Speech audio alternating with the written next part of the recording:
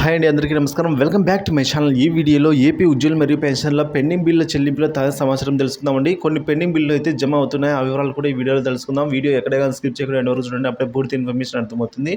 అలాగే వీడియో నచ్చినట్లయితే లైక్ చేయండి. ఇంకా సబ్స్క్రైబ్ చేసుకున్నట్లయితే మన ఛానల్ని సబ్స్క్రైబ్ చేస్తుంటారని నేను చేసే ప్రతి ఒక్క వీడియో మీ వరకు రీచ్ అవుతుంది.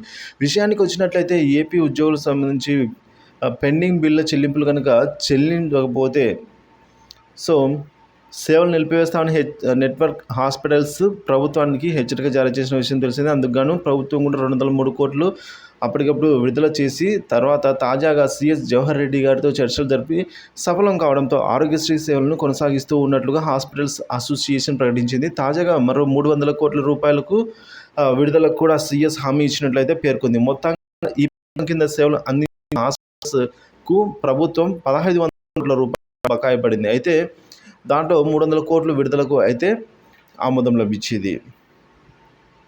సో అదేవిధంగా మార్చి 2024లో ఎస్ఎస్సి ఎగ్జామ్స్ ఎవరైతే ఇన్విజిలేటర్స్ ఉంటారో వారికి మరియు ఆన్సర్ పేపర్ ఇవాల్యుయేషన్ చేసిన వారు ఎవరైనా విధులకు నిర్వహించే వారు ఎవరైనా ఉపాధ్యాయులు ఉన్నారో వారికి వారి యొక్క రెమ్యునరేషన్ ప్రభుత్వం విడుదల చేయడం జరిగింది. అలాగే మార్చి 2024, ఏప్రిల్ 2024 సంబంధించిన కుకింగ్ కాస్ట్ బిల్స్ 1వ తరగతి నుంచి 8వ తరగతి వరకు కూడా అందరికీ జమ చేయడం జరిగింది.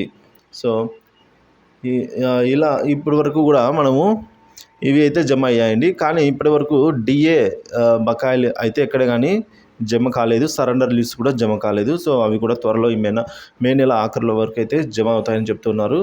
సో ఏదేమైనప్పుడు కూడా తొందరగా అవి కూడా జమ అవ్వాలని అయితే కోరుకుందాము. వీడియో నచ్చినట్లయితే లైక్ చేయండి. పెండింగ్ బిల్లుల గురించి తాజా సమాచారం కోసం మన ఛానల్ని సబ్స్క్రైబ్ చేసుకోండి. మీకు ఏమైనా డౌట్స్ ఉంటే కామెంట్స్ చేయండి. Thank you for watching this video.